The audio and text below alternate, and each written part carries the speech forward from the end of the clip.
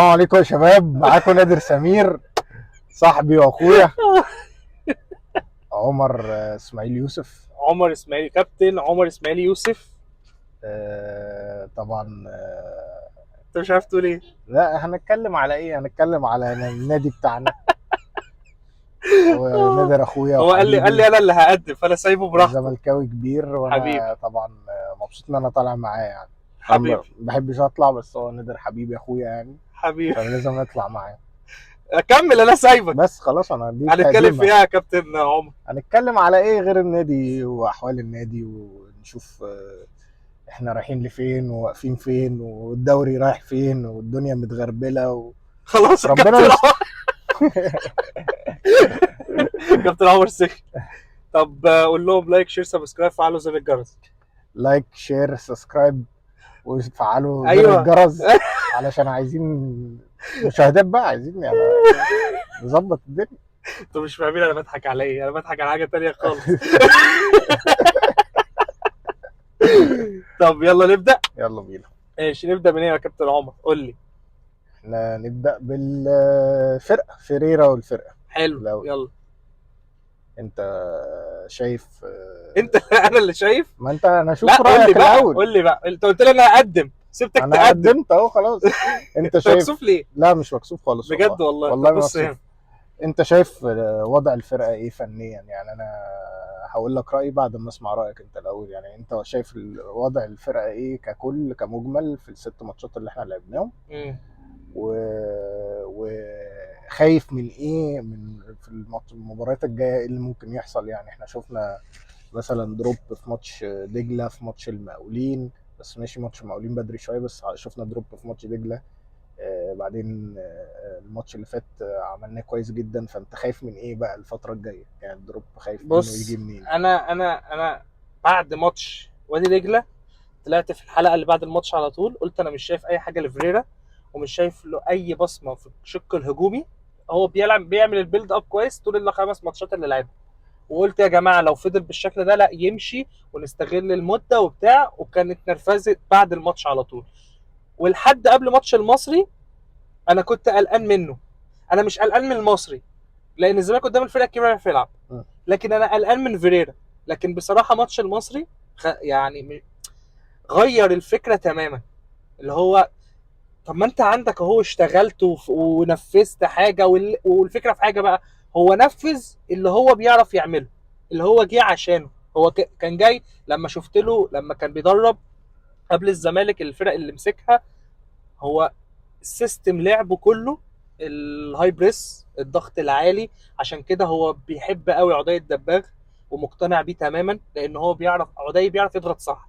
هو صح. عدي ممكن تلاقيه تقيل، لكن هو ذكي في الضغط. هو عارف، هو ذكي في حته ان انا لا، بقفل زوايا بيوجه التمرير. جسمه صح، بيوجه بالظبط. جسمه في الضغط صح. بيعرف انا عايزك، انا هضغط في حته علشان انا عايزك تباصي لا، هنا. بيوسطن نفسه بالظبط. صح. هو ذكي في الحته دي. صح. تمام. فهو عدي عشان كده الناس تقول لك ايه يا جماعه، ما عمرو ناصر، ما احمد شريف، ما ناصر منسي. تمام. الكلام ده كله، لكن هو عدي ذكي في الحته دي فبيساعده جدا. لا ماتش المصري بصراحه احنا 90 دقيقه، من الدقيقه الاولى للدقيقه 90، احنا اعلى اعلى اعلى اعلى. يعني حتى كمان هي في كورتين ثلاثه اللي راحوا، وده كان من سرحان من اسماعيل وحسام، اللي هو الانفراد والشوطه بتاع صلاح محسن. بتاعت صلاح محسن. لكن باقي الماتش تغييراته كانت حلوه قوي قوي قوي. انا عاجبني بقى، كان حاجه ان شوف وقت التبديلات نبيل الكوكي بينزل مين وهو بينزل مين. شوف اللي نزله نبيل الكوكي عمل ايه، وشوف اللي نزله فيريرا عمل ايه. هو واقف داري، عارف تفاصيل. انا عجبني جدا لما هو طبعا هي حاجه مش حلوه، بس انا دي يعني ايه بحبها، اللي هو لما زعق الولد الصغير بتاع الكوره. اه. هي طبعا ما ينفعش طبعا يزعق له، طفل لا صغير عادي، والكلام يزعق له ده. عادي. يا عم بقى يا عم بهزر هتودينا في بقى. داهية. ككوره يا جماعه، ككوره يعني زعلوا ككوره. هو انا راجل مدرب منفعل يعني؟ مش ما ضربوش يعني، زعق له عادي جدا. ومورينيو عملها كتير يعني، عادي، صباح دي الفل زعيقه يعني. خفيفه يعني، مش مشكله. فاللي هو بيهتم بتفاصيل التفاصيل، فدي حاجه عجباني جدا. فده بالنسبه لفريرا. بتمنى بقى ماتش الاسماعيلي الجاي، انا بقى بخاف بقى من الفرق بتاعت اللي هي الثلاث ماتشات الجايه اللي هم ايه، انت هتلاعب ال 13 ولا 14 ولا 15 بتوع الدوري. فانا بخاف من الفرق الصغيره دي، انت تكسب الفرق الكبيره فاهم، لكن انت الفرق اللي تحت دي، انا مش قصدي حاجه على الاهلي، خلي بالك، انا قصدي ان انت في الفرق الصغيره او الفرق اللي عندها مشاكل انت بتعاني قدامها، فاهم قصدي؟ انا موافقك في الراي، موافقك في الراي، انت بس وجهه نظرك ايه؟ قول لي. انا وجهة نظري ان لسه احنا فرقتنا هتعاني جدا ضد الفرق اللي بتلعب زون امم. وهتلعب على التحولات، يعني زي المقاولين، زي دجله. لا دجله بتلعب بوزيشن جيم اكتر، بس الفرق اللي هي هتدافع ضدك دي انت هتعاني منها جامد جدا، عشان لسه انا مش شايف ان الحلول قدام. في حلول كتير، في تحركات كتير. انا حاسس ان احنا معتمدين بشكل كبير جدا على بزيرة وتحركات بزيرة، والكرة لما بتبقى في رجله الحلول تبقى عنده. غير كده انت عندك في الماتشات اللي هي هتلاقي المساحات متقفلة فيها يبقى عندك مشاكل كبيرة جدا، مشاكل كبيرة جدا جدا. ان الماتشات الكبيرة كلها بالنسبة لك هتبقى حلوة، ان المساحات مفتوحة زي الماتش اللي فات، المساحات مفتوحة، ففي مجال ان انت ايه تتحرك احسن، تلعب كرة بشكل اكتر، تحركات من الباكات تبقى احسن. بس الفرق اللي انت هتقف لك ورا دي زي ماتش المقاولين كده انت هتعاني معاها جامد جدا. انا لسه شايف ان انت عندك ما عندكش حلول قدام خالص، انت ما عندكش غير بزيرة وطبعا ناصر والناس اللي جايه من تحت، يعني عامه هيبقى ده حل.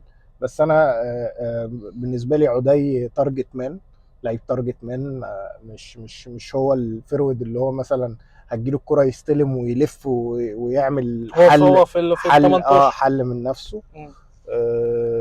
مع عدم ثبات مستوى ناصر. انا بالنسبه لي ناصر لعيب كبير جدا جدا ناصر جدا مين؟ جدا، ناصر ماهر. ناصر لعيب ماهر. لعيب جامد جدا، لكن اللعيب الكبير لازم يفضل استمراريه. على الاقل اديني 5 ماتشات على الاقل ورا بعض. انا ناصر من ساعه ما جه بصراحه ما ادانيش 5 ماتشات ورا بعض، هو ماتشين يقع، ماتش يقع، ماتشين. فهو عنده طبعا حلول، يعني هو تلاقيه في كل ماتش عنده حاجه بتطلع منه. بس انا بالنسبه لي برضو انا مش ضامنه، يعني انا مهم جدا بالنسبه للفرقه، بس انا مش ضامنه بسبب اللي هو تذبذب المستوى بتاعه على مدار سنتين كده، بقى له سنتين ونص اعتقد، سنه ونص معانا على مدار السنه ونص. فالموضوع بالنسبه له هيبقى بالنسبه لي يعني ما عنديش ثقه قوي في ناصر. بالنسبه لشيكو بنزا انا مش فاهمه بصراحه، يعني مش فاهمه. مغني راب. لا انا مش فاهمه، يعني رابر. انا مش فاهمه. هو بيطلع منه حاجات تبين ان هو لعيب عنده حاجه، في هو نفس الوقت عشوائي قوي جدا جدا، عشوائي جدا بطريقه مش طبيعيه، وبيفقد الكرة كتير جدا جدا. وانت في اوقات في الماتش بتحتاج مثلا تتحكم في رتم ولا حاجه، وبيطلعوا عليه مثلا عبد الله السعيد ولا بتاع من على الطرف، بتلاقيه فقد الكرة، بياخد الكرة يفضل انت عارف شيكو يجري بنزا ده بيها. بيفكرني بايه؟ عارف لما زمان لما كنا بنلعب، لما كنا في المدرسه وعندنا واد صاحبنا من اسوان، اللعيب الجامد جدا الحريف اللي عنده حاجه كده اشمعنى من لوحده. اسوان؟ لا اللي هم حريفه عشان شيكابالا وكده حريفه. لا انا بقول لك بجد والله بيبقوا حريفه. تمام، لا مش قصدي اللي انت يا لهوي. بص انا دماغي راحت بعد قد ايه اساسا. انا عشان شيكابالا بالنسبه لي ايكون، فعشان كده بقول لك اللي هو يا اسطى حريفه ودماغهم وهم مود قوي قوي قوي قوي. بقول لك ايه، عندنا حجز كوره النهارده، تمام؟ انت ما تعرفش هو هيجي مش شايف ولا هيجي يبقى هو جامد. مودي، هو انت بس فاهم هو الفكره؟ لسه ما ورانيش ان هو جامد يعني. انا ما هو بالنسبه لي عنده حاجات ما اللي هو هو ايه. هو انت في حاجه خلي بالك. لا، ده الكلام ده انا يعني ده ممكن تقول على ناصر ماهر، يعني ناصر لا ماهر لا هو انت اللي ناصر كده، عارفه، انت ناصر علشان انا عارفه. عارفه، عشان شفته وهو جامد. شيكو بنزا لسه يعني جاب جون يا بص فرحه هو احنا بس. قلنا الكلام ده قبل كده. لا لا لا، هو سيبك من الجونين اللي جابهم، الجون فاضي، سيبك من هو بتاع الحاجات دي بقى، فاهم؟ النولوك بقى وبتاع ومش عارف ايه والكلام، وعايز يعمل مثلا كعب في نص هو قراراته ده لازم يتظبط، فاهم الفكره؟ بيعمل قرارات مش ما وقتها. انا ده راجل محترف، يعني بص انا بالنسبه لي ده راجل محترف، ومش هاجي انا اظبط له دماغه. ده انا نادي الزمالك نادي كبير جدا، مش هستنى انا لعيب محترف اظبط له دماغه واستنى عليه. لا، ما انا طب خلاص ما لاعب المصري، ما المصري انا بقى هعرف اظبط له دماغه، ده احسن بكتير بص، هو في انا لغه بالنسبه تواصل. لي انا بالنسبه لي حته شيكو بنزا، هو يا جماعه كانت باينه اول ما جه، قلنا ان شيكو بنزا باين من فيديوهاته ان هو لعيب مساحات، لعيب مساحات عايز مساحه، لكن هو كتكتل هو مش الفينا خالص، مش بزيرة انا خالص، مش مش موافقك برضو في دي ولا ازاي. مساحات. يعني ماتش سيراميكا كان عنده مساحات كتيره جدا، كان بياخد الكره ويطلع بيها بره. ده كان اول، بس اقول لك على حاجه، اول ماتش ما بص اقدرش بص يا احكم، نادر، كان اول انا ماتش. اللعيب اللي عنده مساحات او سبرنتر عامه هيضرب لك سبرنت واحد يعدي فيه. انا مم. شيكو بنزل لحد دلوقتي لو ركزت مع كل الكرات هو اللي هو قراراته غلط، 90% من كل قراراته الكور غلط. حتى اللي بيجي في سباق سرعه هو قوي. هو يعني بيحط جسمه كويس جدا. مم. يعني ممكن برجله واسع انا برضه. مش بحكم عليه بدري والله، انا مم. شايف ان في حاجه كويسه، بس انا بالنسبه لي مش ده هو مش مش سوبر. لا، هو انا بالنسبه لي الفرقه كلها، ودي حاجه مفرحاني يعني، ان مفيش حد سوبر، مفيش حد اللي هو، باستثناء الفينا او ما هو مش خوان سوبر برضه يعني، لا هو مش لا، جاي لك بس سوبر. هو مش، لا ما سيبك من انا هو ما مش جاي، هو مش بس سوبر. هو انت عارف الفكره في ايه؟ بص انا ما بحبش احكم على لعيب بدري. هو لعيب عنده امكانيات جامده جدا. السوبر ده اللي يديني حاجه. انا لسه اول 6 ماتشات، انا مش هقول انا ما فيش حد انا مستنيه حاطط امال عليه اللي هو هيفجر لي الدنيا من الجداد. مم. فاهم قصدي؟ يعني كلها لعيبه كويسه، وانا مبسوط جدا بالسكواد ده. مبسوط جدا ان اللعيبه دي كلها 3/4 مش معروفه، كمان اللي جم بالذات مش معروفين، علشان خاطر هيبقوا محتاجين يثبتوا نفسهم شويه. مم. فاهم قصدي؟ مم. اما بتجيب انت لعيب تقيل و بتحط عليه امال، دي بتحط عليه ضغط. هو في نفس الوقت انت بتعلي امالك قوي، وممكن يكون هو مش جامد زي ما انت فاكر، مم. فبيخيب ظنك، فتفضل تبتدي تهاجم فتاثر على اللعيب، الدايره دي كلها. ايوه ايوه فانا فاهم. مبسوط جدا بالسكواد الحالي. يعني انا على الاقل بقى عندي احتياطي. يعني انا السنه اللي فاتت كنا في مأساة كبيره يعني، لان انا ما عنديش احتياطي خالص. مم. دلوقتي عندك ما شاء الله محمد اسماعيل هايل هايل، انا محمد اسماعيل عارفه لعيب كويس من جدا. زد، اه والكلام ما كان في ام بي على فكره كان كويس جدا، لكن هو ثقته في نفسه في اول ماتش ليه اساسي قدام المصري اللي هو اقوى هجوم في الدوري، وبيطلع ده في كوره اتنين من مهاجمين المصري وهو لوحده، هو قرر ان انا هاخد الفنت وهعدي وسطهم وهلعب الباص عادي جدا وانا وسط اربعه. بس انا هرجع لك بقى ده يخوفني، خلي بالك. هرجع لك انا بقى بكذا لقطه، ان انت عندك مشكله في حاجه واحده بس، ان م. انت ماتش السيراميكا وماتش المصري انت كنت محظوظ. ماتش السيراميكا كنت محظوظ، لو دخل فيك جون، ما هو ممكن في ماتشات الفرصه الواحده اللي هتيجي للفرقه الثانيه تخش فيك جون. انا بخاف سيراميكا في من الدقيقه 5 في كره في العارضه كنت انا قدام عيني في انا الاستاد بقى اللي مخوفني من الفرقه دي الحاجه وحيده، حاجه واحده بس، بتقع. اول ما يخش فيها جون. م. اول ما يخش فيها جون بحس ان كأن دخل فينا جون ب6 جوان. م. غريبه جدا الموضوع. دول لعيبه وخبرات لعيبه يعني ولا مدرب بره؟ لا مش مدرب. بص هي نادر، احنا لعيب كوره. انت كوره لعيب كوره. هي قصدي انا ماشي، انا كنت لعيب كوره. انا بقول لك الكوره عامه كلها في العالم كله لعيبه، م. 80% لعيبه و20% مدرب وعوامل تانية، والله العظيم. مختلف. لا، وانا بقول لك والله، لو انت عندك معلش اقول لعيبه. لك على حاجه بسيطه جدا، بس بالمثال اللي انت بتقوله ده، احنا في 2022 لما خدنا الدوري كان مع فيريرا، انا مش قصدي امكانيات لعيبه، انا جوزفالدو. قصدي لعيبه دي تحتها حاجات كتير قوي، مم. تحتها روح، بس تحتها ما ألفة، هو ما هو مدرب تحتها. بقى هو اللي بيصنع ده. مش شرط، مش شرط، مش شرط خالص. يعني احنا لو في 2022 لو كنا فيريرا ما كانش موجود، كان مدرب تاني كنا خدنا الدوري. لا بص، شفت، هو ده اللي انا هي بكلمك فيه بقى. لا بص، ما انا هي دي ال 20%، بس هي انت من اكتر يعني. بكتير. انا بقول لك، انا عامه انا بقول لك لعيب الكوره هو اهم حاجه. يعني اهم حاجه اللعيب يبقى مركز، اهم حاجه اللعيب يبقى واخد باله من نفسه، فورمه، مرتاح نفسيا علشان يقدر يديك. دي ممكن تيجي من المدرب، يعني دي ممكن تيجي من المدرب، بس في الاول والاخر العامل الاساسي والاول والاخير هو اللعيب. لو انت ما عندكش لعيبه كويسه ومعاك مدرب كويس جدا، جدا والعكس صحيح. مش هتعرف تعمل بيه حاجه. لا بس انت ممكن ما ده اللي انا بحاول اقول لك، مش هتعرف تعمل بيهم حاجه.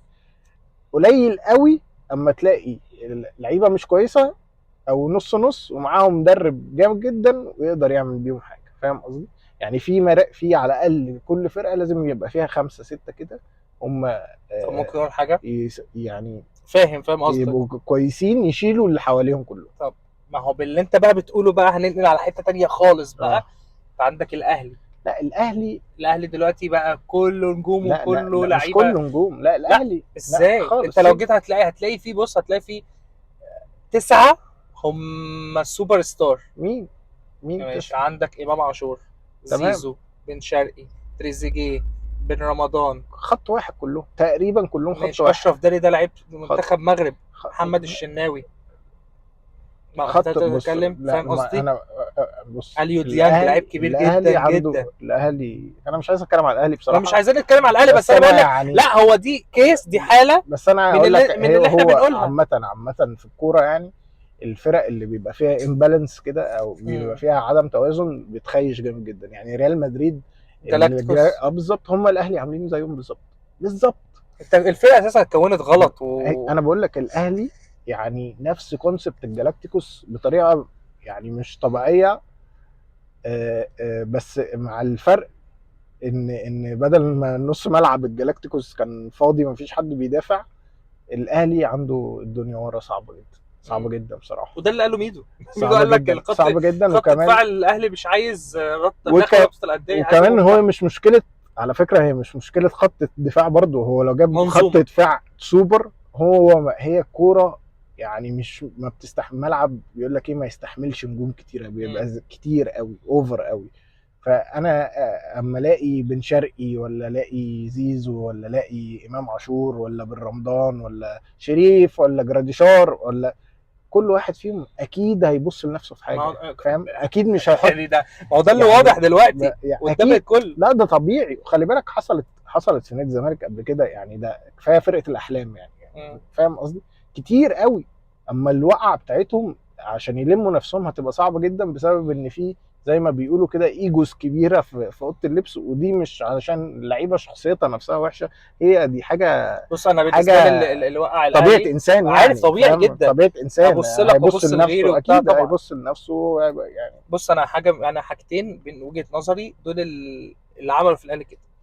اول حاجه ان الصفقات لما جت، هم المسؤولين عن الاهلي في الفتره دي ما هم عجبتهم البوم طخ تب، فاهم، من صفقه كهربا والاوف اح وبتاع والكلام ده والشو والكلام ده عجبهم.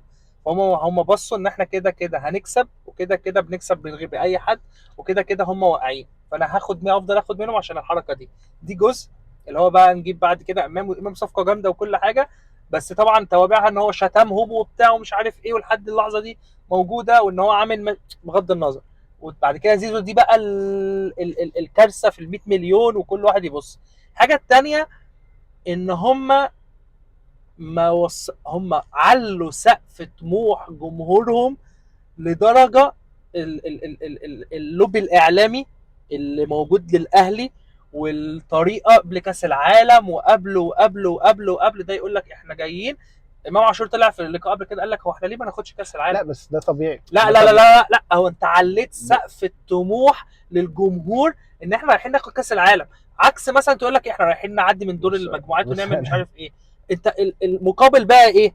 المقابل ان انت رابع مجموعه، انت اخر مجموعه في مجموعه تصنف ان هي من الاضعف، فاهم؟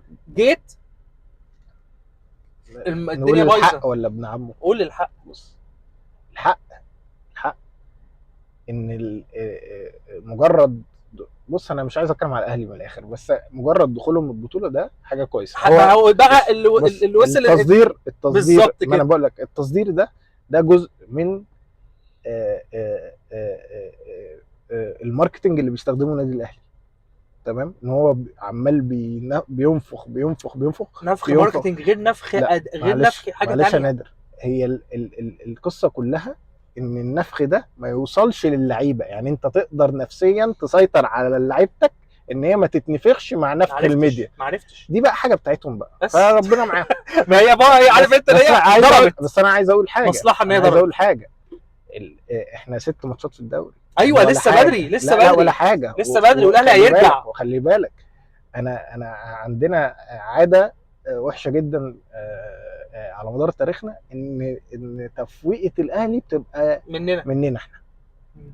فانا لازم، انا دي فرصه، يعني فرصه كويسه جدا ان انت تفرق في الدور، على الاقل في الدور الاولاني تفرق بفرق يريحك شويه، زي ما كنا عاملين في 2014 مع باتشيكو، ان انت قعدت تكسب تكسب تكسب تكسب، اما جيت بالظبط اما جيت الدور الثاني خسرت من الاهلي وخسرت من المقصه، ما فرقتش في حاجه. اقول لك على حاجه مهمه جدا، اقول لك على حاجه لو الناس تلاحظها، لو حسوا كده يا جماعه، الزمالك الماتشات اللي الزمالك بيكون كسبان فيها كويس فيها، اللي بيلعب فيها قبل الاهلي.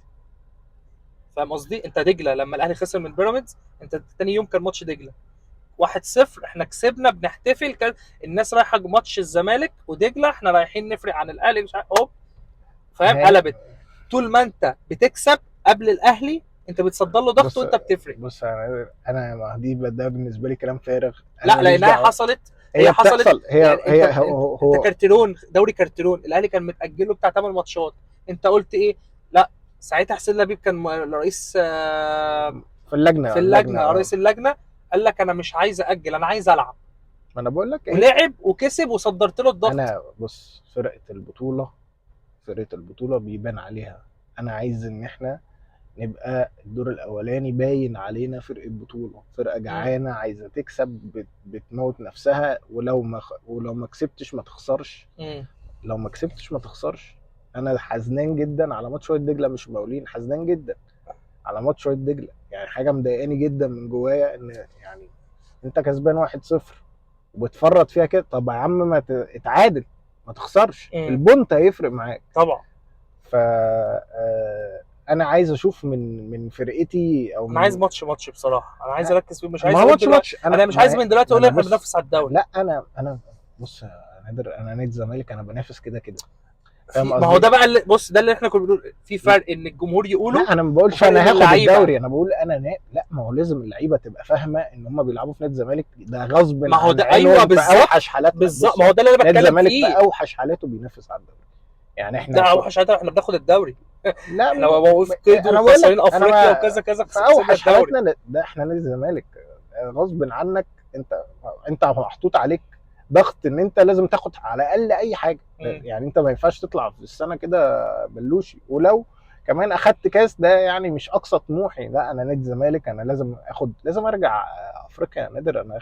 انا نادي القرن نادي القرن وما بخشش دوري ابطال. حزينه يعني بقالنا 3 سنين، دي حاجه حزينه. انا يعني اللي محزنني اكتر ان انا يعني مش حاطط اهداف. انا حاسس ان احنا برضو يعني ان شاء الله الكلام ده يتغير مع جون، احنا عايزين نجيله بقى بالظبط، ان احنا الكلام ده يتغير مع جون باذن الله بادارته بتاع، ان هو اكيد حاطط هدف قصير المدى وهدف طويل المدى، وعارف هو عايز ياخد ايه من السنه دي، ولو ربنا ما ارادش وخدت دوري هتخرج ايه بالسنه دي، ايه المكاسب اللي انت هتخرج بيها، وايه اقل المكاسب، وايه اقل الخسائر اللي هتخرج بيها من السنه دي. لازم يبقى احنا عندنا خطه. انا بقالي 12 سنه ولا 15 سنه في نادي الزمالك مفيش خطه. حلوه قوي، حلوه قوي. جينا بقى لجون ادوارد واداره الكوره، مش اداره النادي، اداره الكوره. انت اتعاملت مع جون ادوارد شخصيا طبعا ومن فتره كبيره، والفتره اللي فاتت وهكذا، وعارفه. انت بقى قول للجمهور، تمام، وقول لي جون ادوارد دماغه فيها ايه، ودماغه هو بيشتغل ازاي، وطريقه شغله ازاي، وفكره والفيجن بتاعته. بص، هو جون طبعا شخصيه محترمه جدا وزملكاوي جدا. اول حاجه الناس اللي مش عارفه ان هو زملكاوي، لا قول بقى عشان الناس كانت بتقول لك ده اهلاوي. لا جون زملكاوي جدا، وعضو في نادي الزمالك من زمان، وهو كان تقريبا وكيل معظم اللعيبه في نادي الزمالك اللي هي جيلي واكبر مني، اللي هو من 92 لحد 96 كان وكيل لعيبه كتيره جدا. هو بقاله تقريبا على داخل صوتك، على على 20 صوتك. داخل على 20 سنه شغال في الشغلانه. فعنده خبرات كبيره جدا في انتداب اللعيبه، في العقود، آه، ازاي يدير منظومه رياضيه. وبان ان هو في فاركو، ان هو في فاركو بقاله 3 سنين محقق نجاح ما حدش واخد باله ان هو اصعب حاجه ان انت يبقى معاك يبقى في منافسه قويه جدا كده في الدوري، وانت بتقعد في الدوري كل سنه بالبادجت ده، بالمدرب المدربين دول. فاهم قصدي؟ يعني هو كابتن احمد خطاب الراجل شاف ان في حاجه وقعده سنه وسنتين، والراجل بصراحه يعني بامكانيات قليله جدا. انت قول لي مين تعرف مين في فاركو اللي احنا غير جبناه. اللعيب، غير اللي احنا جبناهم هو بس تقريبا الصفقه اللي قبل ما وجايه نجيب تعبانه قبل ما يعني كانت هم اتنين، هو سيف تيري وده وقف لهم لا، القيد وما لعبش ايوه 10 ماتشات على وزول بعض. المترجي وهو لعب بقى. برضه السنه اللي فاتت 5 لا ماتشات وكان جاي وشكرا. واقع اساسا. انا قصدي فانت يعني ده معناه ان الراجل ده عينه كويسه جدا اما بيشوف اللعيبه، معناه ان هو هادي وبياخد قراراته بتأني جدا، بدليل ان هو صبر على المدرب احمد خطاب ده وقت كويس واتت بثمارها. في نفس الوقت هو اللي بيقول ان مفيش ضغط في فاركو، لا في ضغط في فاركو، ان انت اصلا تتحط. المالك مش عايز فريق سيبك كوره. من المالك، انا من نفسي انا اكيد انا لما ببقى مسؤول عن حاجه ماشي، وببقى محطوط ان انا الفرقه دي ممكن تهبط بعد ما انا صعدتها في كذا سنه. خلي بالك فاركو علشان تصعد صرفت كميه فلوس مش طبيعيه، الناس بس مش عارفه الهيستوري بتاع فاركو. لا صرفت جامد جدا جدا جدا جدا، وفي الاخر جه جون راح مخلص يعني، غير طريقه الفكر تماما، وصعد في سنتين.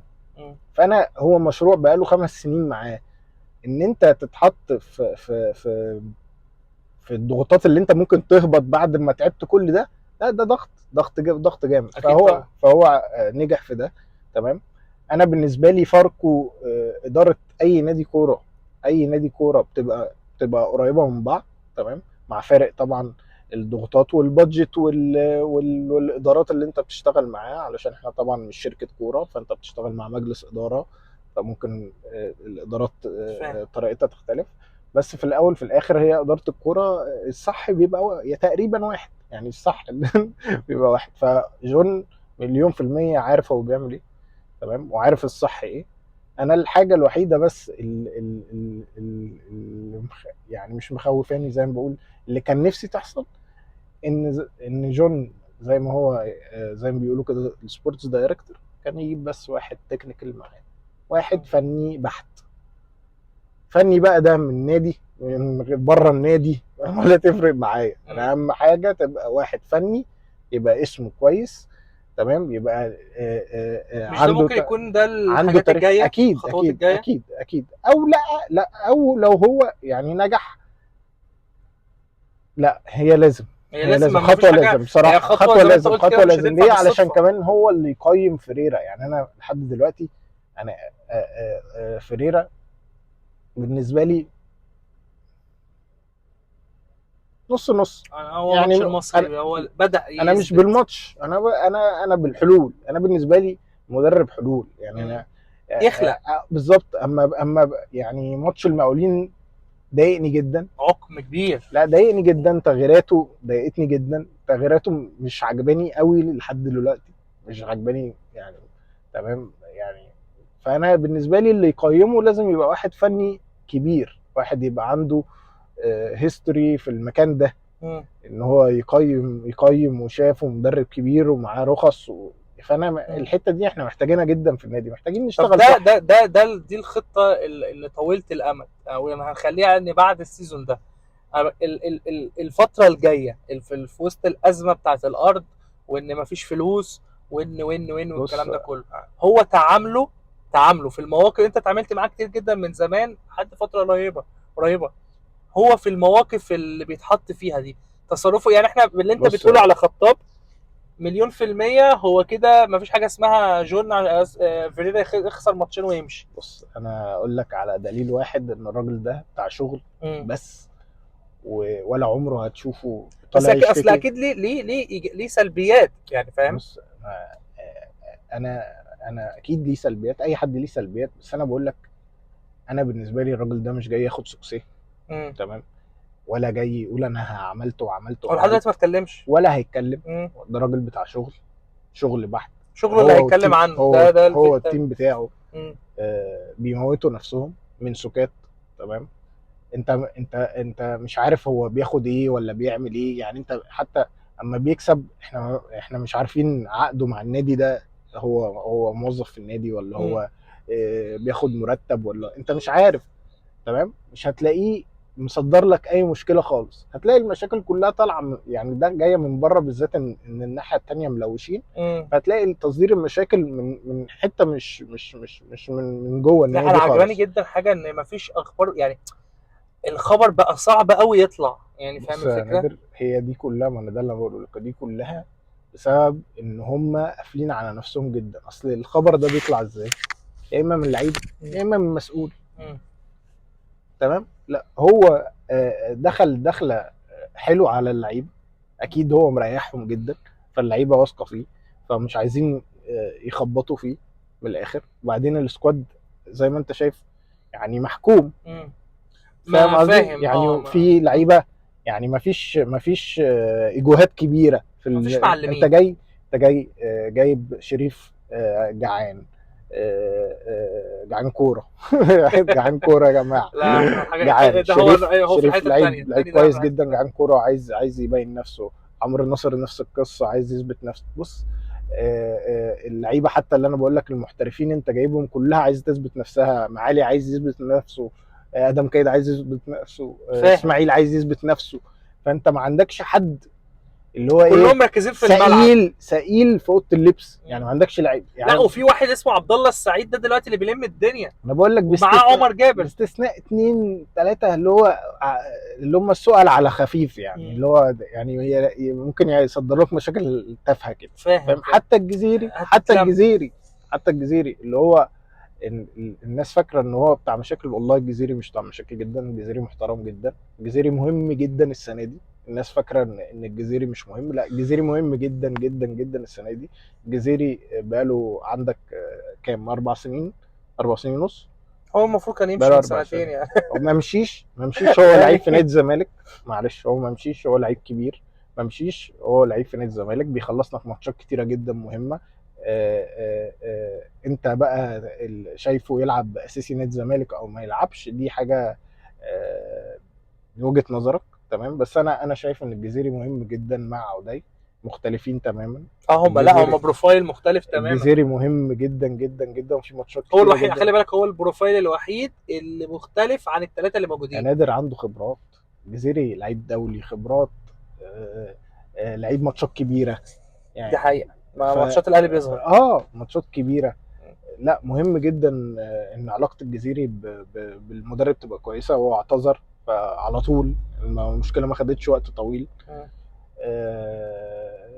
بس هو اكيد واصل له يعني الكلام بتاع الجمهور، فاكيد هو متضايق برضه نفسيا، اللعيب ممكن يقع.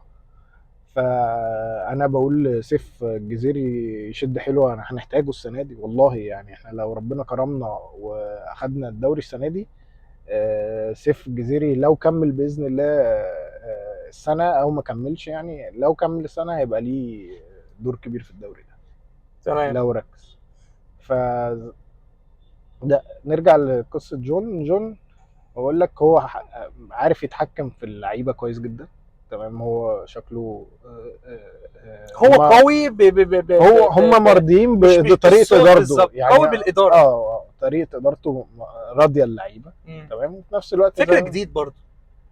بص يا نادر احنا لان متاخرين ما 800 بالظبط انا سنه، بقول لك لا هو عشان مش كده. فكر جديد. لا بص هو هنا على اللي هنا، ولا على هنا، على هو مش فكر الزمالك يا جديد. ابني احنا اول مره نعمل كده. لا ما هو هي مش كده، احنا مش اول مره نعمل كده، هو ده نفس شغل اللي احنا بنشتغله بقالنا سنين، مشرف عام على الكوره، هو مدير رياضي، هو سيبك بقى من مسميات علشان احنا ما بنشتغلش. انت فاهم؟ مش فاهم قصدي. انا قصدي فكره ان ده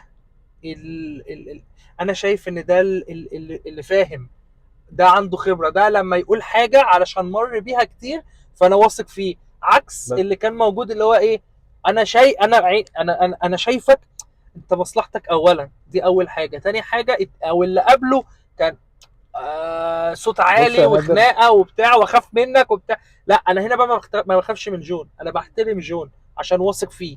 فاهم قصدي؟ بص هو احنا ربنا كرمنا بحاجه مهمه جدا حصلت لنا السنه دي، ان زيزو مشي. دي حقيقه. ف انا فمجرد ان زيزو مشي دي حلت لك تقريبا 50% من مشاكل اوضه اللبس. مم. ما كانش هيشبع وكان هياخد فلوس كتير، كان هي الدنيا اللعيبه كلها هتبص لبعض. بالظبط، مع اعتزال شيكابالا. معلم. مع اعتزال شيكابالا برضو حلت لك حاجات كتير. ليه؟ علشان اللعيبه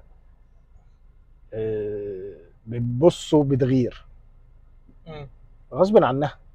ما احنا لسه قايلين في فاهم؟ نفس غصب الحوار بتاع عنها. الاهلي، فشيكابالا مش هنتناقض. شيكابالا تلاقي لعيب طول الموسم طفحان الكوته مع النادي، مم. وشيكابالا ينزل في لقطتين ياخد الحب كله. فده في لعيبه ما يعني تفكيرها او مستوى تعليمها او نفسيتها ما بص حب بتوصلش لحته. الجمهور، حب بص، الجمهور حاجه، تمام، ده ما مش هو هقدر ده. تتخيل. لكن لا انا متفاهم جدا في اللي انت بتقول اللي هو ايه، شيكابالا ما بيتمرنش شهر ومش عارف ايه، وانا بتمرن طول، ويجي هو يلعب ماتش او يجي يخش في انا السكور بقول لك وبتاع ان شاء الله معاك. 5 دقايق. مم. هو يعني ممكن الناس، انا بقول لك انا احنا بقول لك انا كنت لعيب كوره وعارف انا بقول لك ايه، ان انا غصب عني هبص لزميلي مهما انا كنت بحبه. يعني مم. مهما انا كنت بحبه هبص لنفسي الاول. مم. ده كارير ايه، 15 سنه بالكتير، يعني ايه 20 اللي سنه اتغير، ايه اللي بالكتير. اتغير في فانا هبص الزمالك، ايه لنفسي. اللي اتغير في الزمالك في الاربع اللي شهور دول اتغير في الزمالك ان انا او الثلاث اول شهور؟ حاجه ان انا ما بقاش عندي العقود الضخمه اللي كانت موجوده. مش هنسمع عن مشاكل في فيفا تاني. تمام، انت في المعقول خالص. لا، مم. ممكن تسمع عن مشاكل في فيفا علشان خاطر انت تقريبا مقسط ثلاث لا ارباع مش الصفقات. النوادي، انا قصدك بتكلم على للعيبه؟ فلوس مش هنسمع عن ازمات ان اللعيبه ما لا، بتاخدش مستحيل فلوس. مستحيل علشان مستحيل علشان مستحيل تسمعها العقود تاني. دلوقتي انا معايا 10 جنيه، ما باجيش اقول لك تعالى يا عمر وانا هديك 12، لا انا بص، هاجي اقول لك انا هديك اللي 8. انا ضامنه مع جون ان جون راجل بتاع حلول من صمت. مش هيرغي، مش ما انت قلت هيتكلم. هو ما بيتكلمش ومش هو هيتكلم. هيحل وهيحل ولا هيشتكي ولا هيلجأ لحد. شايف انا ما بقول طب لك ايه؟ ما هو والله العظيم ما زي هو ما ده بقول لك. كله يساحر لا بجد والله، لا مش قصدي، انا قصدي مش هيلجأ لحد بصوت عالي اللي اه هو مش هيطلع يقول، مش الحقوني هيطلع يسيع، نعمل مش هيطلع مش عارف ايه. ولو لجأ لحد هيلجأ لحد هو بيثق فيه جدا جدا، مم. علشان خاطر الكلام ده ما يتصدرش للجمهور او ما يتصدرش للعيبه نفسها. فانا واثق فيه يعني، وان شاء الله ان شاء الله عندي ثقه كبيره جدا ان النتائج احنا. اهم حاجه، النتائج. بالظبط، اهم حاجه ان انت تنتهز الفرصه ان المنافسين بتوعك هيبقوا ملهيين في كذا حاجه. يعني انت عندك بيراميدز عنده الانتر كونتيننتال وعنده دوري ابطال، وعنده انت بتلعب في الكونفدراليه ولسه وكاس ولسه. ودوري. مم. تمام. اول فتره في الكونفدراليه دي بتبقى يعني الدنيا الماتشات ما بتبقاش اجمد حاجه. تمام. لازم فانت لازم تدوس. تدوس في الدوري. انا بالنسبه لي ولا عايز كونفدراليه ولا عايز كاس، انا عايز اخد الدوري السنه دي.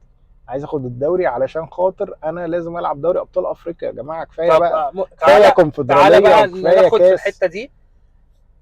انت كدلوقتي كعمر، لو انت مسؤول في الفرقه او انت مسؤول في النادي او مسؤول عن الفرقه، انت ايه الهدف والفيجن بتاعك اللي انت عايز توصل له واللي انت هتقوله للعيبه؟ بص، انا بحب ابقى واقعي مش جدا. كجمهور. لا، اللي انا اه. اقوله، انا اللي هقوله للعيبه ان لا، انا لازم اخد دوري. مم. دي ما فيهاش نقاش. تمام. ما هو ده كده دي كده ما ما فيهاش ينفعش اجي اقول نقاش. لهم انا عايز بس تاني. انا كعمر مش كجمهور بقى، علشان ايه انا هو اللي انا النجاح بقوله بالنسبه لك اللي انا الموسم ده؟ بقوله لاصحابي او بقوله لاصحابي الزملكاويه، يعني بيقولوا لي لا انا بالنسبه لي انت جاي من بعيد قوي. مم. جاي من، بجد انت لو اي نادي تاني، اديك شايف الاسماعيلي، لو اي نادي تاني وقع في المشاكل مع فرق الدعم هو طبعا. لولا فرق، جمهور الزمالك كان انا بقول لك النادي مع النادي فرق، اندثر. مع فرق الدعم برضه، عشان انت يعني من اكبر نادي جماهيري في مصر. ف الدعم بيبقى مختلف طبعا. فاهم. بس انا بقول لك بص، الاسماعيلي واقع في مشاكل بقاله قد ايه بسبب الفلوس، مشاكل فلوس. انت تتفرج على الاتحاد بعد ما مصلحي مشي نفس احنا الفكره. ابطال والله، واللعيبه دي ابطال، مش قصدي خلي بالك انا معظم الوقت ببقى مع في صف اللعيبه ضد الجمهور. ليه؟ علشان انا شفت انت شفت كنت النادي، مكانهم. شفت النادي بيمر بحاجات. يعني انا في 2013 مع الله يرحمه مستشار جلال ابراهيم، الله كان يرحمه. النادي ما فيهوش 2 جنيه الا ربع. انا والله فاكر بجد بجد. ناديك يناديك وانت مطالب منك كلاعب كوره ان انت بقالك 4 5 والله اللعيبه كانت بتلم من بعض عشان البنزين. والله لعيبه اسامي كبيره، اسامي كبيره جدا. قدام عينك بقى انت معاهم في الفرقه. ودي حقيقه والله، وده كان بيحصل. في الاخر اجي اخسر ماتش، اتشتم كمان. فهي انا متفاهم من وجهتين النظر، فاهم؟ بس انا ساعات كتير قوي ببقى عارف حاجات من جوه، ببقى عاذر اللعيبه. يعني ببقى عاذر اللعيبه جامد جدا، فاهم؟ يعني اما اقعد 6 شهور ما باخدش فلوسي، مهما انا كنت ملياردير ولا مليونير، ما هو كل واحد على قد على قد الحافه ومد رجليه، فاهم؟ فانا مثلا انا باخد 20 مليون في السنه، ما انا بروح اجيب فيلا ب 10 30 مليون وبقسط، فاهم؟ فانا مطالب والله، بتكلم ده اللي بيحصل حقيقي. الكلام مستفز. هي بقى الناس بقى بيقول لك ايه يا عم، ده انا اقضي 5000 جنيه وعايش بيهم، انت بتاخد انا ملايين. بقول لك الكلام مستفز، انا معاك في اللي انت بتقوله، بس انا بقول لك ان الناس الكلام مستفز، بس ده واقع. ده خلاص، ما كل واحد على كل واحد بيعيش على اللي داخله. بالظبط، وده عقد، فاهم؟ ومش المفروض ان لعيب كوره يقعد 6 شهور ما ياخدش فلوسه، ولا 4 شهور ما ياخدش فلوسه، ولا لا انا ما بص، هو موضوع قصدي؟ ده وعائلات، والناس عندها عائله وبتاع. انا طول ما نادي الزمالك، مش بقول لك استقرار مادي وابقى اغنى نادي في العالم، طول ما احنا النادي بيهندل القبض اللعيبه او دفعات اللعيبه في الوقت المحدد ليه، الوقت اللي هو المفروض يتصرف لهم فيه المستحقات بتاعتهم، انا واثق 100% ان انت ان شاء الله لو بمين بالناشئين هتعمل حاجه. عشان انت فاهم، انت جمهورك قوي، انت فرقه. انا بقول لك بس احنا على طول عندنا الدروب بيبقى في الحته دي، حته ماديه. فجاه تلاقيك ضرب ماشي كويس قوي، بعدين تلاقي مصيبه موضوع الارض ده انا يعني مستغربه بطريقه. بقالنا 22 سنه. بص انا اول ما الفلوس بدات تدخل، لا يلا بينا. بص انا مش بص انا مش عايز اتكلم عن مجلس الاداره بصراحه خالص خالص يعني. بس انا عندي بس سؤال واحد بس، عامة لكل الأندية في مصر، مش بتكلم عن مجلس إدارة نادي الزمالك بس، طبعا كلهم ناس محترمة وفوق دماغي يعني. فين الشفافية يا جماعة؟ أنا نفسي أعرف الأندية دي بيخش لها كام وبيطلع كام. ما أنا فاهم قصدي، والله بجد.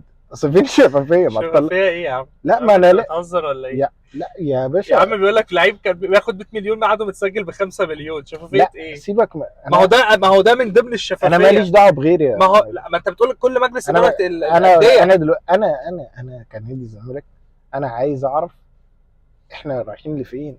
خلي بالك احنا غير اي نادي. ليه؟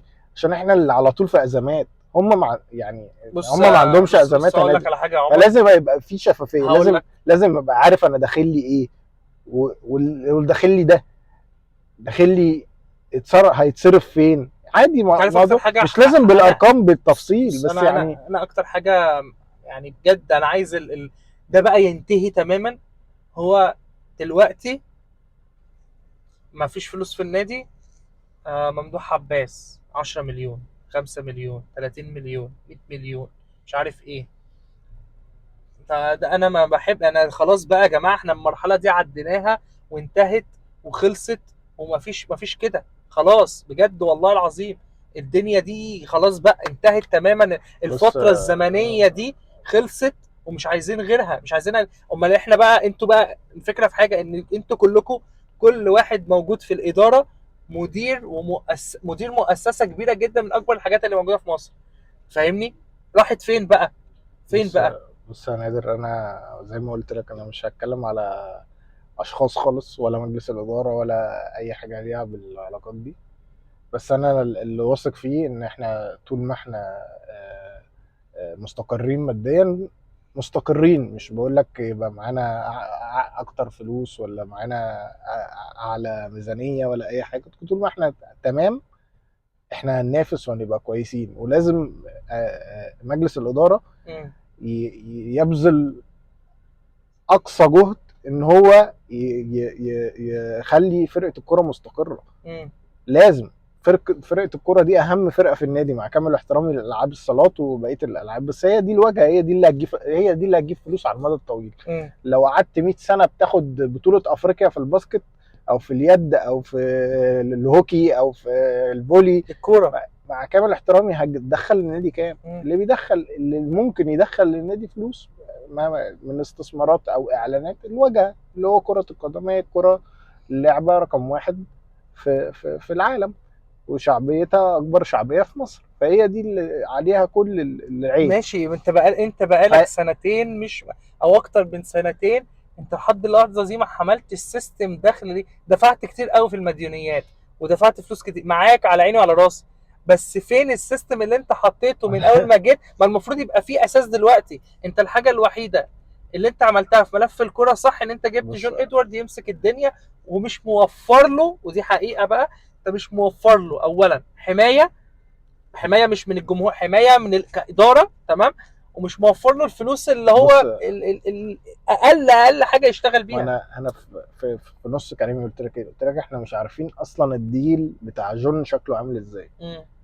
يعني هو مجلس الاداره ما طلعش قال جون الديل بتاعه، العقد بتاعه ماشي ازاي، هل هو موظف في النادي، هل هو، ما حدش يعرف حاجه. فاهم قصدي؟ هي دي بس هو اللي بيتقال ان هو ماضي عقد 3 سنين، فلوس اللي بياخدها من نسبه بيع اللعيبه والشراء وحاجات زي كده. ما هو انا ماضي عقد ده اكيد ليه KPIs. اي طبعا ليه شروط، ليا وعليا، احنا مش عارفين. فاهم قصدي؟ انا مش عارف. بس هو خلي بالك في حاجه برضه، عشان او الجمهور مش عارف في حاجه. هو ده الحاجات دي بتبقى معروفه في حاجات بره. بص، ما اعتقدش انها بتبقى معروفه. لا بتبقى معروفه، ما اعتقدش. لا مش لازم ابقى عارف هو بياخد فلوس ولا لا. انا الراجل ده يا جماعه جاي، هو طب انت هتعرف مين اللي مع جون؟ هو الحاجه اللي اعلنوا رسمي، لكن مين اللي معاه؟ اسمه ايه، المدير التعاقدات الجديد. انت اعلنت عنه رسمي في النادي؟ النادي اعلن رسمي. ماشي، بس هو ده اللي شغالين بس. والمدير الشؤون القانونيه في النادي، وكمال شعيب النادي، لكن هو الفريق. لا هو كمال شعيب ده مالهاش علاقه لا ده الفريق نفسه في واحد تاني. انت ما حدش يعرف. لا بس اعلنوا فين يا نادر؟ انا ما شفتش صور. لا لا لا لا لا لا لا لا انت بس انا شايف اعلنوا رسمي. اعلنوا رسمي مدير تعاقدات ده 2. لا انا في جون. لا ما هو طبيعي جون معاه تيم سكاوت ومعاه تيم. ما ده هي دي اللي انا بحاول اوصله لك. هل الناس دي موظف في النادي ولا هم تبع جون من بره؟ هي دي بس. دي القصه كلها. ولو هم تبع جون دي تبقى مشكله كبيره جدا. بس عشان اقول لك، لو جون لو شال رجله، انا بقول لك يعني، اقول لك انا شال ايده خلاص ودي كده تبقى مشكله كبيره جدا. بس انا طبعا عندي ثقه عمياء في جون يعني كده يعني مش خايف من دي. بس انت كنادي يا جماعه، احنا الزمالك يا جماعه. ما هو الهيكل انا خلاص مش اشخاص بقى. انا ما هو بالظبط. انا بعمل ايه للنادي للسنين اللي قدام؟ انا متوسم. جون مشي، انا كنت فين بقى الهيكل الاداري نفسه؟ انا بقول لك انا كنت متوسم خير جدا في مجلس الاداره ده، كلنا يعني ان هو هيعمل حاجه مختلفه. فاهم؟ انا ما بحبش، انا مش عايز كلامي يتفهم غلط، بس انا ما بحبش حاجه. اصل الغرامات دي مالهاش علاقه باللي انت بتعمله من جوه. بالظبط هيكل. انا هجيب عمر، تعالى يا عمر هنا، تحتيه في هيكل كذا. عمر مشي، اسماعيل يدخل، اسماعيل مشي، بلال يدخل، بلال مشي، نادر يدخل، والشغل ماشي، مفيش حاجه تروس ماشيه. وانا مش عايز ان انت تيجي النادي تروح مش هقلب لي النادي. لا، هي واحده دخل اداره، اعمل اداره سكاوتنج محترمه، اعمل اداره ماركتنج محترمه، بالراحه. على مدى 5 سنين انا ما شفتش حد خالص بصراحه، بامانه. انا قلت لك ودي حاجه بقى لها في النادي زمن طويل، يعني بقى لها زمن طويل. تلاقي الاداره فيها واحد بس، ده فين ده في العالم يا جماعه؟ مش موجوده في ده. انت اعتبر النادي ده شركه. قول لي في شركه واحد بيبقى فيها واحد بيعمل كل حاجه؟ مفيش حد، مفيش حاجه في الدنيا كده. خلاص ده الكلام ده كان زمان. طب عشان احنا طولنا على الناس، انت رؤيتك الفترة قصيرة الأمد اللي جاية نخليها الزمالك عنده الإسماعيلي، الجونة، الأهلي، تمام؟ بعد كده هنلاعب المحلة وتوقف دولي. الأربع ماتشات دول الاربع ماتشات دول امتى يعدوا على خير؟ امتى يبقى النادي تمام في التوقف الدولي؟ وامتى الدنيا تبوظ؟ بص خسارة الأهلي ولا معلش أنا آسف إن أنا هتحطك في الحتة دي، أنت عندك تكسب تكسب 3 ماتشات وتخسر من الاهلي وتبقى متصدر الدوري برضو، ولا انت تتعادل مع الاهلي وتخسر ماتش وتبقى التاني؟ لا بص انت فاهم التركيبه؟ انا بس انا بس انا ما بحبش اعمل التكهنات دي او افكر كده. لا، انا عايز اهم حاجه ان انا اتعلم من اخطائي. ان انا في الماتشات زي ما انا قلت لك في مش قصدي ماتشات. فني، انا بتكلم مش قصدي فني خالص، انا مش قصدي فني، مش قصدي شغل فني. م. انا بتكلم انت كعمر، انت عايز ايه من الاربع لا انا عايز ماتشات اكسب كله. طبيعي لا كسبت وهكسب ان كله. شاء الله باذن الرحمن. انا بقول لا سيبك من، انا بقول انت لك عايز يعني اسوأ سيناريو بالنسبه لي يعني الدنيا تبقى، لا والله بص، الدنيا تبقى ماشيه لو النتائج حصلت كذا كذا اللي احنا مش عايزينها، بس النتائج تبقى كده. بص يا نادر، انا اللي انا واثق منه ان انا لو انا رحت للاهلي وانا كسبان ماتشاتي انا هكسب. تمام ان شاء الله باذن الرحمن. تمام. لو انا رحت وانا متذبذب، لا هو ممكن يفوق عليا ودي حاجه تحزني جدا. بس انا عايز اروح لا وانا راكب. احنا طول عمرنا واحنا راكبين بنبقى كويسين جدا. بيبقى عندنا الثقه، بنبقى دايسين. تمام. غير في البطولات اللي هي اخطف واجري. انا قصدي في الدوري. ايوه فاهم. البطولات اللي اخطف واجري دي ليكوا عليك. انا عندي وجهه نظر مختلفه. انا الدوري الثلاثه دوري اللي احنا كسبناهم الفتره الاخيره اللي هو 2014 وبعد كده 21 22، انت تقريبا ما كسبتش الاهلي وما كسبتش بيراميدز. بس هنقول كسبت، سيبك من الاهلي، ممكن كسبت لا انت كسبت بيراميدز منهم، بس بتكلم على الاهلي. انت الدوري الاخير خسرت من الاهلي 5-3 وبعد كده تعادلت معاه 2-2 وما كسبتش الاهلي اهو، بس كسبان الدوري. انا عايز اهم حاجه ما اخسرش منه، ولو ما كسبتوش بس بقى اكون متصدر. والله يا نادر احنا ممكن يجي ماتش الاهلي ونلاقي الاهلي بعيد جدا، الله اعلم يعني. مش قصدي، ما هو لا ما هو بعيد، ما هو انت هتفوقه. لا اهم حاجه ابقى اول، اهم حاجه. ما هو هو ده اللي بتكلم فيه. هو ده انت لخصت الجمله دي. اكيد مش فارق معايا ماتش اهلي اهم حاجه ان انا اخد دوري. علشان كده ده بقوله للناس يا جماعه، مش ماتش الاهلي مش هو نقطه العنق الزجاجه. لا عايز اقول لك حاجه يا نادر، يعني الفتره اللي هي بتاعت جوزيه اللي هي من بعد ما احنا خدنا الدوري في 2003 لحد 2014 هم فرقوا عنك بكتير قوي في ماتشات وكده. يعني حتى ما بقاش سجال اللي هو ايه ان انا هقدر اكسب ماتشات اكتر منهم. فاهم قصدي؟ اللي هو في ماتشات القمه 7 سنين في ماتشات القمه ولا الدوري ولا 7 سنين هي كلها. فاهم القصه كلها انا عايز انا اركز مع نفسي انا بالظبط. بس اركز مع نفسي، افوق نفسي، ارجع نفسي تاني افريقيا. ده بالنسبه لي اهم حاجه. ده اللي انا عايز اوصله للناس، ان يا جماعه ماتش الاهلي ماتش ديربي بس مش ماتش الدوري.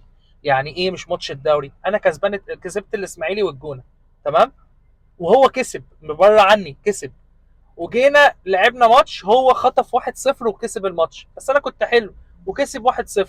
هل انا كده وقعت؟ لا طبعا. لا انا ما ينفعش نحسبها كده. انت تمشي زي القطر في طريقك بالظبط. لازم يبقى عندك هدف ان انت ترجع دوري ابطال وتاخد دوري ابطال علشان هتفرق مع النادي كله ماديا. ده دي ده بالظبط. انت في كاس عالم انديه كمان 4 سنين لازم الزمالك يبقى فيه ان شاء الله باذن الرحمن. مش عشان خاطر يعني بيراميدز غير ان انت غير ان انت يعني نادي كبير قوي قوي قوي قوي قوي، وعيب ان انت ما تبقاش في كاس عالم مع كامل احترامي للانديه التونسيه والمغربيه يعني والجنوب افريقيا، انت نادي الزمالك يعني عيب ان انت ما تبقاش موجود. تاني حاجه هتفرق معاك ماديا جدا، ممكن تبني عليها ال10 سنين اللي جايين. مم. بجد ممكن تبني عليها مع 10 سنين الجايين، الفلوس اللي هتجيلك من انتر كونتيننتال، ما سواء هو لو انت كسبت ما دوري ده بص، ابطال انت افريقيا او بتكلمني لو بقى في انت. سيناريوهات لسه انا فاهم ما هي يعني. مش لسه، هو لازم تبتدي من دلوقتي. ما ما احنا هو ده بادئين من دلوقتي احنا اهو. الخطه. ما هو هي دي بقى الكوره. بقى الكوره دلوقتي ما بقتش زي زمان. الكوره دلوقتي بقت استراتيجي طويله المدى وقصيره المدى، والاثنين مرتبطين الاستراتيجي ببعض. دي موجوده دلوقتي في النادي، ما احنا ما موجوده دلوقتي في النادي، ماليش دعوه بالاداره، موجوده دلوقتي في النادي. ما- جون حاططها. انا ما اقدرش اقول لك اه ولا لا. بس دي انا اساسا ما اقدرش. الاجابه دي مشكله ليه؟ لان هي مش باينه للجمهور، مش بنقطع في النادي ولا بنهاجم الناس ولا بس في حاجات رولز محطوطه. انا دلوقتي انا واثق جدا في جون ادوارد، بس جون بني ادم عادي، ممكن يتخانق مع حد في النادي يمشي، ممكن يجي له اوفر رهيب بره يمشي، الدنيا النادي يقع، نرجع تاني للوان مان شو. غلط، ما انا ده عايز سيستم ايا كان مين اللي موجود. بالظبط. هي دي خلاص. حلقه قريبه ان شاء الله جايه، ان شاء الله. عشان انا عارف ان الناس هتحبك وهتكون عايزاك تاني، ده كده كده. لا انا اتشرفت بيك والله، حبيبي يا مبسوط ان تيجانا انا والله طلعت العظيم، معاك يا والله يا نضورة. انت حبيبي يا حبيبي تيجانا، واخويا يعني، حبيبي زملكاوي كبير. حبيبي والله. ف زملكاوي كبير ايه ده؟ انت ابن ربنا. كابتن، الكابتن الكبير يعني. هو انا زملكاوي كده كده في دمي، بس اما انت الواحد ده اما انت بيبقى ده انت العيله، وده انت بقول لك ايه، العيله لا كلها يعني. الواحد اما بيبقى جوه المطبخ او عارف حاجات بيبقى اهدى شويه عن المشجع العادي، بالظبط، بيبقى اهدى شويتين ثلاثه. ف بس بيتقهر اكتر. طبعا انا متضايق جدا والله. انا اليوم يعني يوم وادي دجله ده يعني كان صعب جدا عليا والله. الحمد يعني لله احنا صعب بنتكلم جدا. بعد كل ماتش. صعب احنا اليوم ده جدا. ما اتكلمناش، ولا انت لا كلمتني صعب. ولا كلمتك. صعب عشان احنا يعني اتكلمنا قبل الماتش، اتكلم وانا قعدت اقول لك ربنا يستر ربنا يستر ربنا يستر. كنت بكلمه عشان بقول له ايه البيراميدز وبتاع، اللي ربنا يستر بس الزمالك ما يعملهاش. ربنا يستر. وبعدين سيناريوهات الزمالك المعروفه. بالظبط. خير في اللي جاي ان شاء الله. ان شاء الله يعني انا متوسم خير باذن الله في اللعيبه. بصراحه عجبني الروح حلوه. نكمل على كده باذن الله، بنبني على ده. والاداره بتاعت جون لحد دلوقتي يا رب. كابتن عبد الناصر طبعا عايزين لا لا نديله لا حقه. ده كريدت كبير جدا في بالظبط. هدوءه، وان هو بالظبط. كاريزما كابتن كده، عبد واللعيبه الناصر. بتحترمه وهو فاهم. وفي الاخر نجاح جون هيبقى من نجاح مجلس الاداره، عشان برضو الناس ما تبقاش ناسيه ان مجلس الاداره هو اللي اختاره. بس بإذن الله. كلام دبلوماسي جدا، بس يا رب ده لا يوصل لهم لا دي حقيقه. ان شاء دي الله حقيقه. باذن الله. ف... اديهم واحده. شكرا لكم جدا. شكرا لكم جدا. لايك، شير، سبسكرايب. السلام عليكم.